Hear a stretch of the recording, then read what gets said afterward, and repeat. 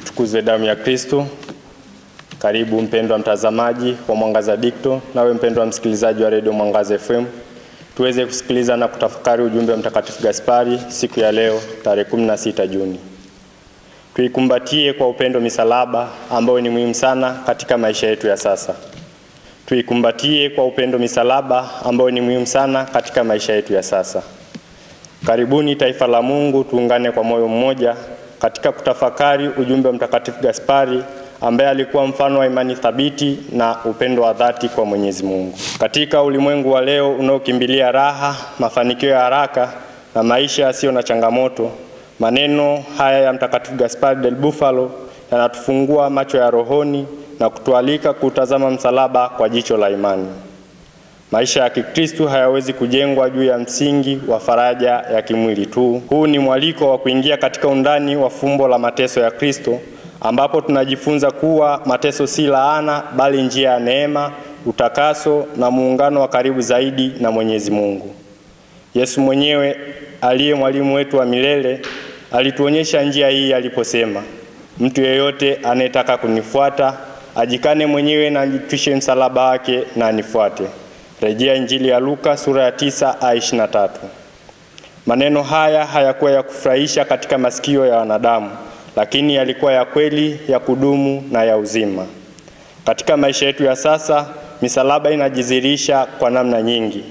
Mateso ya kimwili kama magonjwa, huzuni za kifamilia, kukataliwa na wale tunaowapenda, mapambano ya kiroho dhidi ya vishawishi na changamoto za kifedha au kijamii. Hata maumivu ya kuwa waaminifu katika dunia isiyo na msimamo.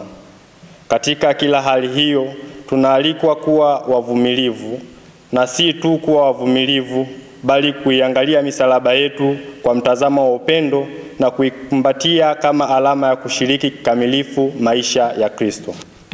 Mtakatifu Gaspari aliyeishi maisha ya toba na sadaka alitambua kuwa hakuna upendo wa kweli pasipo kujitoa.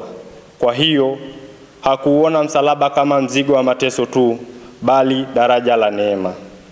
Alijua kuwa kupitia katika mateso, nafsi hutakasika na kupokea nguvu mpya kutoka kwa Roho Mtakatifu. Mtume Paulo aliandika, lakini Mungu ni mwaminifu, hata waacha mjaribiwe kupita mwezavyo, bali pamoja na lile jaribu, atafanya na mlango wa kupitia ili muweze kustahimili. Rejea waraka wa kwanza wa Mtume Paulo kwa Korinto sura ya 10 aya 13. Maneno haya ni ahadi ya Mungu kuwa hatuachi peke yetu tunapobeba misalaba. Yeye ni Immanueli, Mungu pamoja nasi, na anatembea nasi katika kila hatua na njia ya mateso. Tukimtazama Yesu katika bustani ya Getsemani, tunajifunza maana ya kujisalimisha kikamilifu. Aliposema, si mapenzi yangu bali mapenzi yako yatimizwe. Rejea Injili ya Luka sura ya 22 aya 42. Alitufundisha namna ya kukumbatia msalaba kwa upendo wa dhati. Mtakatifu Gaspari aliiga sala hii katika maisha yake ya kila siku, akitamani kutekeleza mapenzi ya Mungu hata kama yangehusisha majaribu makali kiasi gani. Watakatifu wote waliokuwa marafiki wa msalaba waliutambua kama sehemu ya kushiriki mateso ya Kristo kwa ajili ya wokovu wa wengine. Paulo anasema wazi, ninayatimiliza katika mwili wangu masumbuko ya Kristo kwa ajili ya mwili wake, yaani kanisa. Wakolosai sura ya 1 aya 24. Hii ni siri kuu ya wokovu. Mateso yetu yakitolewa kwa Mungu kwa moyo wa imani na upendo yanakuwa sala na sadaka ya thamani isiyoelezeka. Kwa hiyo, tukiwa watoto wa Mungu walioitwa kuwa watakatifu, hatuna budi kujifunza kuikumbatia misalaba yetu kwa moyo wa upendo. Hii haimaanishi kwamba tunatafuta mateso, hapana. Bali tunapoyakabili, hatuyakimbii na bali tunayakabidhi mikononi mwa Mwenyezi Mungu, tukiamini kuwa ndani yake kuna neema. Tunapoikumbatia misalaba yetu, tunakumbatia fumbo la upendo wa Mungu.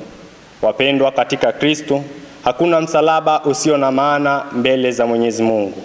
Kila jeraha la moyo na kila pumzi ya kuvumilia Yote ni sadaka ya thamani kuu inapowekwa mikononi mwa Mwenyezi Mungu. Itukuzwe damu ya Kristo. Niliyekuletea tafakari hii ni mimi Frateri Armando Jackson, frateri wa shirika la misionari wa damu azizi ya Yesu.